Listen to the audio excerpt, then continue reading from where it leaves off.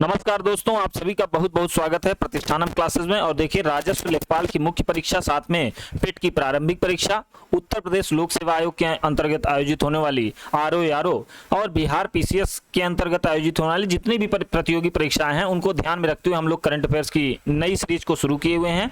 तो आइए इस सीरीज में देखते हैं, जो प्रश्नों की हमारी श्रृंखला है, इसमें देखते हैं कि आज कुछ खास क्या है और कैसे कैसे प्रश्न हमको देखने को यहाँ पर मिलते हैं। चलिए बात करते हैं।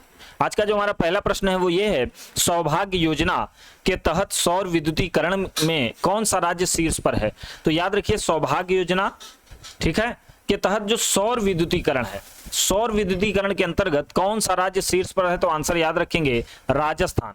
ठीक है, देखिए योजनाओं वाले सेगमेंट में हम लोगों ने सौभाग्य योजना को पढ़ा है या नहीं पढ़ा होगा तो आगे हम लोग अभी पढ़ेंगे। योजनाओं वाले सेगमेंट में सारी योजना हम लोग देखेंगे। अभी फिलहाल करंट के इस पॉइंट ऑफ व्यू से आप यूं समझे कि सौभाग्य योजना के अंतर्गत सौर विद्युतीकरण में राजस्थान जो है वो शीर्ष पर है और इसमें मोस्ट इंपॉर्टेंट चीज उत्तर प्रदेश जो है वो तीसरे स्थान पर है। जानकारी के लिए आप देख लीजिए कि सौभाग्य योजना को, अच्छा, सौभाग्य योजना का पूरा नाम क्या है आपको पता होना चाहिए। ये सब चीजें, सहज बिजली हर घर योजना, ये ध्यान रखेंगे आप। सहज बिजली हर घर योजना, यही है सौभाग्य योजना। ठीक है, तो ये विद्युतीकरण पर जोर देने वाली योजना है जिसको 25 सितंबर 2017 को शुरू किया गया था। याद रखिए 25 सितंबर को किसकी जयंती होती है आपको पता होना चाहिए। तो आपको ये पता होना चाहिए पंडित दीनदयाल उपाध्याय साहब की। ठीक है, तो 25 सितंबर 2017 को शुरू की गई सौभाग्य योजना है और इस सौभाग्य योजना के तहत जो सौर विद्युतीकरण करने में राजस्थान जो है वो शीर्ष राज्य है और इसमें उत्तर प्रदेश का जो है भाई, उत्तर प्रदेश का तीसरा स्थान है। ठीक है, आइए बढ़ते हैं अगले क्वेश्चन की ओर। अगला प्रश्न ये है कि 100% प्लास्टिक वेस्ट न्यूट्रल कंपनी कौन सी, मतलब ऐसी हाल ही में भारत की कौन सी ऐसी कंपनी बनी है जो पूरी तरह से प्लास्टिक वेस्ट कंपनी बनी, वेस्ट न्यूट्रल कंपनी बनी है, मतलब जहां पर किसी भी तरह से प्लास्टिक का यूज नहीं होता, जो भी प्लास्टिक वेस्ट है उसको रीयूज कर लिया जाता है, मतलब वेस्ट के तौर पर कोई भी प्लास्टिक नहीं बचता है और वो कंपनी है डाबर। ठीक है, आपको याद होगा डाबर का च्यवनप्राश, तो ऐसे याद रखिए कि डाबर के च्यवनप्राश में प्लास्टिक नहीं है, बस इसको दिमाग में ऐसे रखिए कि डाबर वाले च्यवनप्राश में प्लास्टिक नहीं होता। तो 100% प्लास्टिक वेस्ट न्यूट्रल कंपनी की जब बात है तो आप आंसर करेंगे डाबर। चलिए अगले क्वेश्चन पर बढ़ते हैं। मोस्ट इंपॉर्टेंट क्वेश्चन है और ये पूछा जा सकता है, इसको वेरी इंपॉर्टेंट लगा दे रहे हैं, नोट्स में अपने लिख लीजिएगा। ये बहुत महत्वपूर्ण प्रश्न है कि नीति आयोग का बहुआयामी गरीबी सूचकांक, तो हाल ही में बहुआयामी गरीबी सूचकांक जारी किया गया, किसके द्वारा भैया, नीति आयोग के द्वारा जारी किया गया है। राज्यों की स्थिति क्या है, तो इसमें याद रखिएगा सबसे गरीब राज्य है बिहार, उसके बाद जो दूसरा गरीब राज्य है वो है झारखंड और जो तीसरा गरीब राज्य है वो है उत्तर प्रदेश। प्रश्न ऐसे पूछा जा सकता है कि नीति आयोग का जो बहुआयामी गरीबी सूचकांक है उसमें शीर्ष पर कौन सा राज्य है, तो आंसर करेंगे बिहार। पूछेगा कि उत्तर प्रदेश की कौन सी रैंक है, उत्तर प्रदेश का कौन सा स्थान है, तो याद रखिए तीसरा। और ये याद रखेंगे स्पेशलाइजेशन, यहां पर आपको लेखपाल वाले विशेष ध्यान रखें, लेखपाल मुख्य परीक्षा वाले, पेट प्रारंभिक परीक्षा वाले, ये विशेष ध्यान रखें। ये जो परसेंटेज मैंने लिखा है ये जरूर से याद कर लें, 37.79% गरीबी है उत्तर प्रदेश की। जबकि याद रखिए कि बहुआयामी गरीबी सूचकांक में इन्होंने पूरे भारत की गरीबी को बताया है 25%। याद रखिए ये भी महत्वपूर्ण फैक्ट है। तो पूरे देश की गरीबी कितनी है भाई, 25% बहुआयामी गरीबी है, जबकि उत्तर प्रदेश में गरीबी कितनी है, 37.79। इसका विशेष ध्यान रखेंगे। याद रखेंगे शिक्षा, स्वास्थ्य और जीवन स्तर, ये तीन स्तरों पर, ये तीन आधार हैं, ये तीन क्षेत्र हैं जिसके आधार पर गरीबी को मापा गया है और ये 12 सूचकांकों पर आधारित है। इतने सारे फैक्ट आपको यहां से मिल गए, तो सारी चीजों को ध्यान रखेंगे। चलिए अगले क्वेश्चन पर बढ़ते हैं। इस्पात उत्पादन में शीर्ष में कौन सा देश है, तो ये हमको पता होना चाहिए कि इस्पात उत्पादन में चीन जो है प्रथम पे है और भारत जो है दूसरे पे। महत्वपूर्ण चीज ये है, मुझे ये बताना था कि भारत की रैंकिंग इसमें क्या है, तो याद रखेंगे कि भारत जो है वो इस्पात के उत्पादन में सेकंड नंबर पे है। ठीक है, याद रखेंगे। चलिए अगले क्वेश्चन पर बढ़ते हैं। अगला क्वेश्चन ये है, देखिए मसाला उत्पादन में कौन सा राज्य शीर्ष पर है, तो मसाला उत्पादन में कौन सा राज्य है भाई, मध्य प्रदेश। क्या है भाई, मध्य प्रदेश। ठीक है, बात करते हैं मसाले की, तो मसालों का राजा, देखिए दो टर्म होता है, एक होता है मसालों का राजा और एक होता है मसालों की रानी। मसालों की रानी, ध्यान रखेंगे। मसालों का राजा किसको कहते हैं, मसालों की रानी किसको कहते हैं, याद है? अगर किसी को याद हो तो बताएं। देखिए मसालों का राजा किसको कहते हैं? मसालों का राजा कहते हैं काली मिर्च को, याद रखिएगा। अब मसालों की रानी किसको कहते हैं? इलायची को। ठीक, फिलहाल ये आपकी जानकारी के लिए मैंने ये चीज बताई। यहां पर याद रखेंगे मसाला उत्पादन में शीर्ष राज्य कौन सा है? मध्य प्रदेश। ठीक है, तो म से मसाला और म से मध्य प्रदेश। ठीक, इस तरह से याद रखेंगे। अगले क्वेश्चन तरफ बढ़ते हैं। अगला प्रश्न देखिए क्या है। भारत में एससी उद्यमियों, ये लिखा है मेरे भाई, उद्यमियों लिखा है, उद्यमी समझते हैं? ठीक है, उद्यमियों ऐसे ये लिखा है, तो ये टाइपिंग वाले की मिस्टेक है, इसको ध्यान मत दीजिए। तो भारत में एससी उद्यमियों की सर्वाधिक संख्या किस राज्य में है? तो याद रखेंगे महाराष्ट्र में सर्वाधिक एससी उद्यमी है, मतलब अनुसूचित जाति के उद्यमी सर्वाधिक मात्रा में कहां पर हैं? आंसर करेंगे महाराष्ट्र। इसमें उत्तर प्रदेश का कौन सा स्थान है? तो भैया अपना प्यारा यूपी है चौथे स्थान पर। ठीक है, तो ये ध्यान रखेंगे। अगले क्वेश्चन तरफ बढ़ते हैं। भारत की यूपीआई अपनाने वाला पहला देश कौन सा है? तो नेपाल। इसको ध्यान रखेंगे, हाल ही में नेपाल ऐसा देश बना है जो भारत की यूपीआई प्रणाली को अपनाने वाला पहला देश बना है। आगे बढ़ते हैं अगले क्वेश्चन तरफ। मोस्ट इंपॉर्टेंट प्रश्न देखिए, भारत का दक्षिण कोरिया से बड़ा अच्छा संबंध रहता है, इसलिए अगर दक्षिण कोरिया में कोई अच्छी चीज होती है तो आपको जानना चाहिए। दुनिया के सबसे बड़े hydrogen fuel cell power plant का उद्घाटन कहां पर हुआ है? तो आंसर है दक्षिण कोरिया। तो याद रखिएगा, एक इंपॉर्टेंट चीज है कि हाल ही में दक्षिण कोरिया ने अपना एक सैटेलाइट लॉन्च किया है, नया सैटेलाइट, उसका नाम है नूरी। तो ये भी ध्यान रखेंगे, पूछा जा सकता है आपसे, इसलिए कि नूर जो है वो दूसरे कंट्री ने लॉन्च किया है, यूएई ने लॉन्च किया है नूर, जबकि नूरी किसने लॉन्च किया है? नूरी जो है वो दक्षिण कोरिया ने लॉन्च किया है। तो ये चीजें भी ध्यान में रखेंगे, ठीक है, कंफ्यूजन नहीं होना चाहिए। अगले क्वेश्चन तरफ बढ़ते हैं। अगला हमारा जो प्रश्न है, हाल ही में किस कंपनी को महारत्न का दर्जा दिया गया? तो महारत्न कंपनी का दर्जा मिला है पावर फाइनेंस कॉर्पोरेशन लिमिटेड को। याद रखिएगा, वर्तमान में टोटल महारत्न कंपनियां हो गई 11। ये मोस्ट इंपॉर्टेंट चीज, ये पूछा जा सकता है। तो वर्तमान में महारत्न कंपनियां कितनी हैं? 11। अभी हाल ही में किस कंपनी को महारत्न का दर्जा मिला है? पावर फाइनेंस कॉर्पोरेशन को। ठीक है, चलिए बढ़ते हैं अगले क्वेश्चन की तरफ। तो देखिए ये हमने देखा, चलिए अगले क्वेश्चन तरफ बढ़ते हैं, देखते हैं हमारा अगला प्रश्न क्या है। फॉरेस्ट कार्बन पार्टनरशिप फैसिलिटी से भुगतान पाने वाला पहला देश कौन सा है? देखिए इसमें ये बताया जाता है, फॉरेस्ट कार्बन पार्टनरशिप फैसिलिटी ये है कि सभी देशों को एक निश्चित सीमा तक कार्बन का उत्सर्जन करना होता है, और जो देश कार्बन उत्सर्जन कम करता है, सीमा से कम करता है कार्बन उत्सर्जन, उसको इनाम दिया जाता है, यूं समझिए। ठीक है, इनाम समझ लीजिए आप ऐसे। तो फॉरेस्ट कार्बन पार्टनरशिप फैसिलिटी से भुगतान पाने वाला पहला देश कौन सा है? मोजाम्बिक। इसने अपने यहाँ क्या किया है? कार्बन इमिशन को कम किया है और ऑक्सीजन का उत्पादन ज्यादा किया है। कैसे किया है?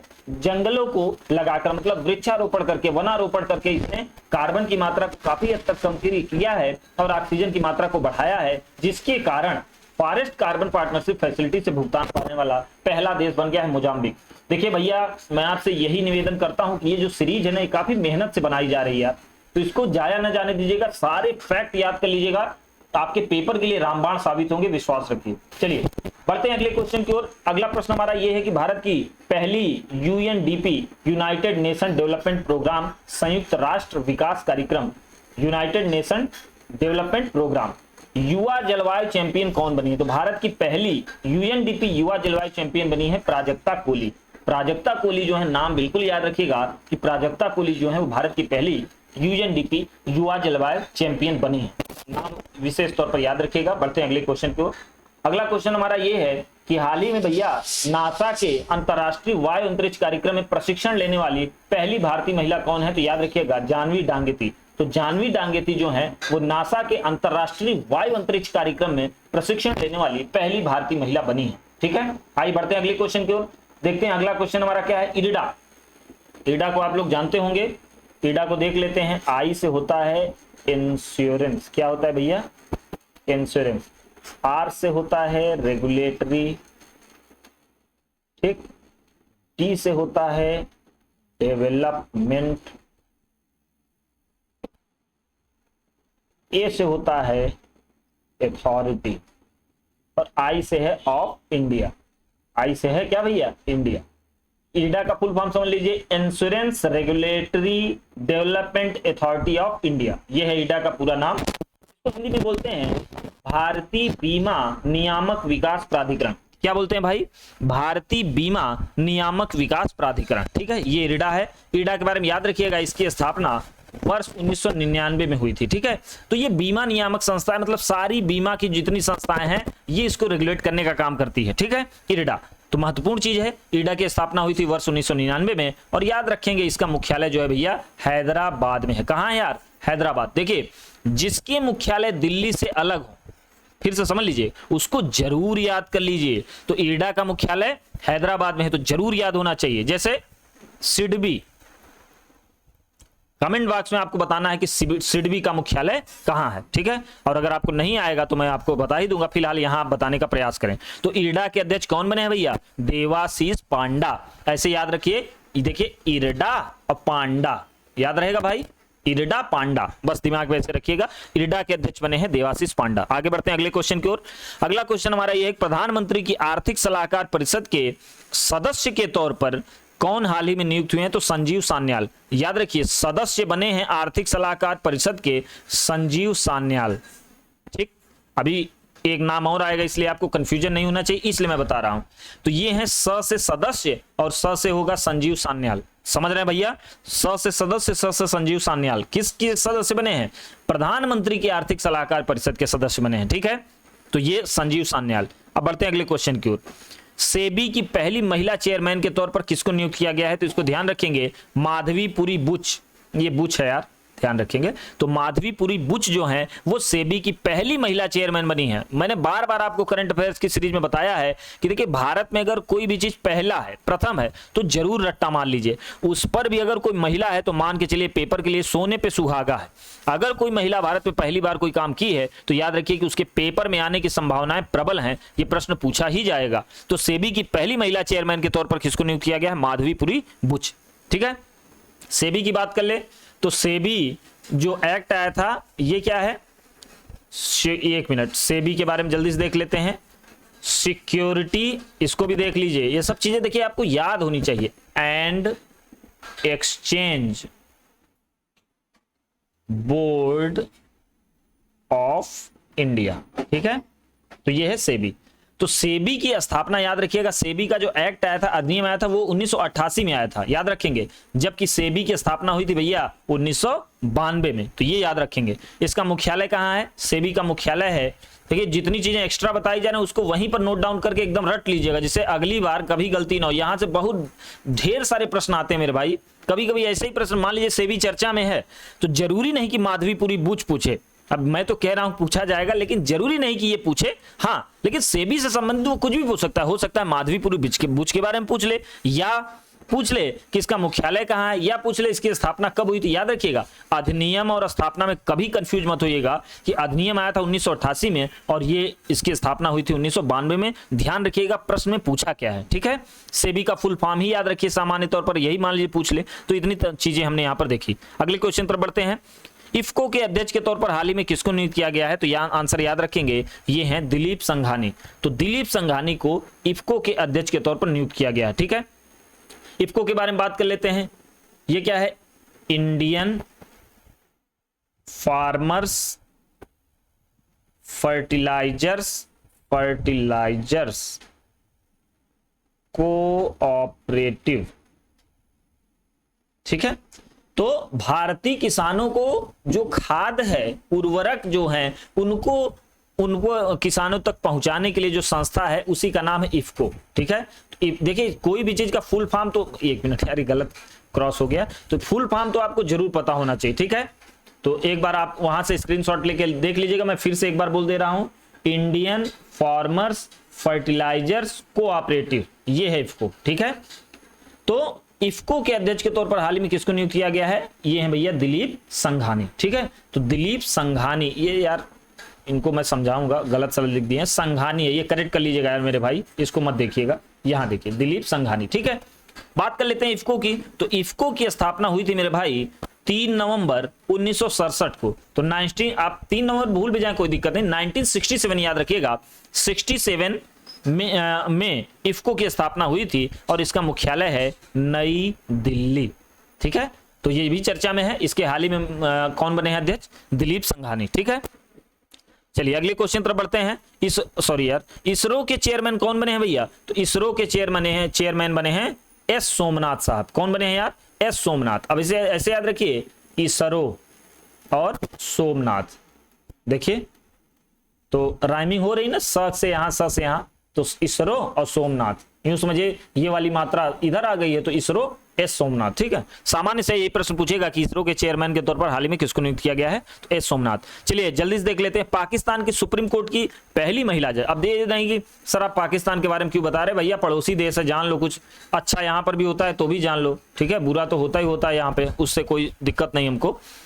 तो पाकिस्तान के सुप्रीम कोर्ट की पहली महिला जज बनी है। क्योंकि देखिए हमारा पड़ोसी देश और यहां पर अच्छी चीजें हुई हैं कि सुप्रीम कोर्ट में पहली महिला जज कोई बनी है, तो उसका नाम है आयशा मलिक। तो बस ध्यान रखेंगे, एक बार सुने रहेंगे तो अगर पेपर में आएगा तो आप उसको कर ले जाएंगे। ठीक है, आगे बढ़ते हैं अगले क्वेश्चन की ओर। अब देखिए यही चीज मैं बता रहा था, अभी देखिए एक नाम मैंने आपको बताया था भाई, याद है, मैंने आपको बताया था संजीव सान्याल, याद आया, इसीलिए मैंने कहा था ये प्रधानमंत्री के आर्थिक सलाहकार के सदस्य हैं, आर्थिक परिषद के सदस्य हैं प्रधानमंत्री के, और ये जो है भारत सरकार के मुख्य आर्थिक सलाहकार हैं। दोनों बातें समझ पा रहे हैं कि नहीं, ये जो है पीएम मोदी जी के आर्थिक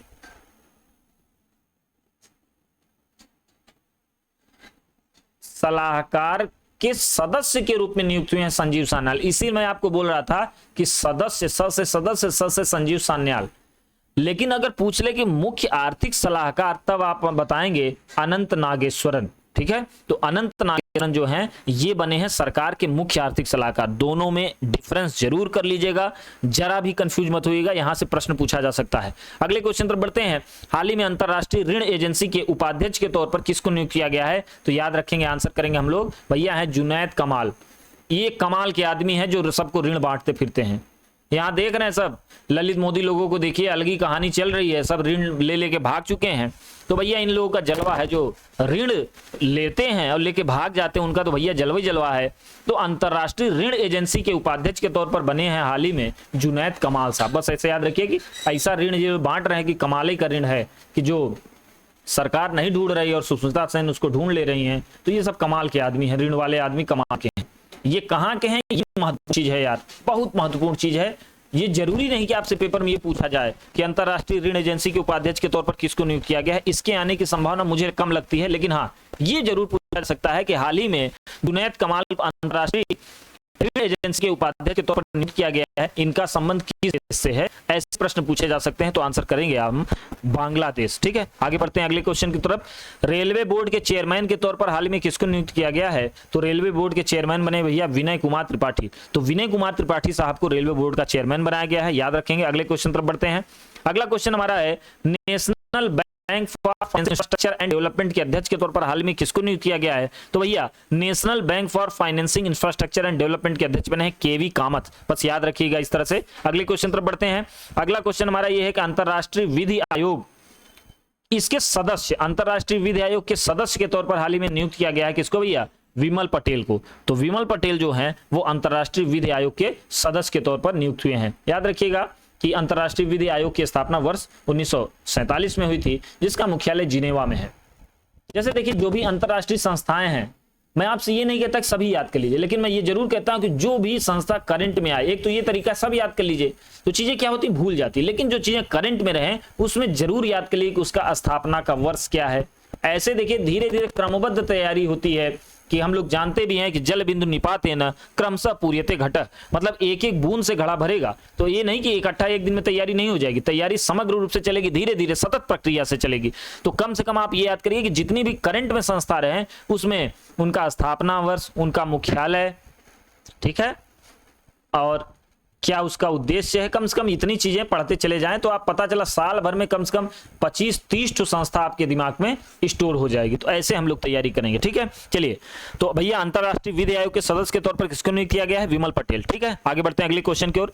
अगला क्वेश्चन ये है कि वीर बाल दिवस कब मनाया जाता है, तो ये आंसर है 26 दिसंबर। ये इसलिए बता दे रहे हैं कि हाल ही में चर्चा में रहा है कि मोदी जी ने अनाउंस किया था कि जो गुरु गोविंद सिंह के जो बच्चे थे उनको किस तरह से उनका संहार कर दिया गया था, तो उन्हीं की स्मृति में वीर बाल दिवस मनाया जाता है। तो डेट याद रखेंगे 26 दिसंबर। अभी देखिए इसी के साथ साथ मोदी जी ने एक चीज और अनाउंस किया था, मैं आपको यहां पर बता दूं।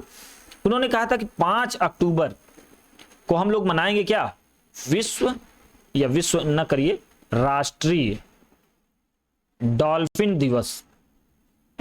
क्या बताया भैया? राष्ट्रीय डॉल्फिन दिवस। तो देखिए, अब देखिए, अगर कोई योजना या कोई दिवस केंद्र सरकार द्वारा खुद मोदी जी अगर कोई चीज अनाउंस करते हैं तो पेपर के लिए नो डाउट कि आपके लिए बहुत महत्वपूर्ण हो जाएगा। तो दिवस जैसे इन्होंने अनाउंस कर दिया, एक तो जैसे स्टैटिक दिवस है, समझ रहे होंगे, ओजोन दिवस कब है, पृथ्वी दिवस कब है, ये तो आता ही आता है। लेकिन करंट में अगर कोई दिवस चर्चा में है जिसके हाल ही में घोषणा हुई, अनाउंसमेंट हुआ, तो वो जरूर पढ़ लिया करिए, उसके पूछने की संभावना प्रबल हो जाती है। तो वीर बाल दिवस पूछेगा 26 दिसंबर बताएंगे आप, और अगर डॉल्फिन दिवस पूछेगा तो 5 अक्टूबर बताएंगे। इन दोनों की घोषणा हाल ही में मोदी जी ने की है। चलिए बढ़ते हैं अगले क्वेश्चन की ओर। अच्छा, अब क्वेश्चन नहीं है, ठीक है, बहुत अच्छा। तो चलिए, कोई हम लोगों ने इतनी चीजें कवर की, आशा करता हूं कि आपको करंट अफेयर्स की सीरीज अच्छी लगी होगी।